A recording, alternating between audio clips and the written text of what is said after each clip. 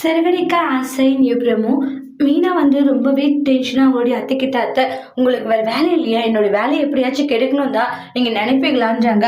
நான் என்னடி பண்ணேன்றாங்க. என்ன பண்ணீங்களா, அந்த சிந்தாமணி கிட்ட என்னென்னலாம் சொல்லி வச்சிருக்கீங்க, இந்த மாதிரி வந்து அவளுடைய வேலையை வந்து கெடுக்கணும்னு சொல்லிட்டு இந்த மாதிரி வேலைகளை பண்ணி வச்சிருக்கீங்க அத்தை, இது உங்களுக்கே கொஞ்சம் மச்சு நியாயமா இருக்கான்றாங்க.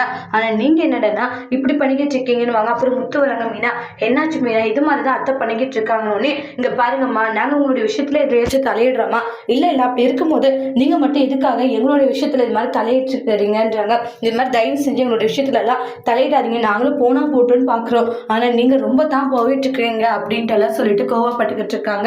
இங்கே பாருங்க, இப்படியே பண்ணிட்டு இருந்தீங்க உங்கள் மேலேயும் அந்த சிந்தாமணி மேலேயும் போலீஸ் கம்ப்ளைண்ட் கொடுக்க வேண்டியதாக இருக்கு. கொடுத்தா அவங்களுடைய நிலைமை என்ன இருக்குன்னு பார்த்தீங்கல்ல.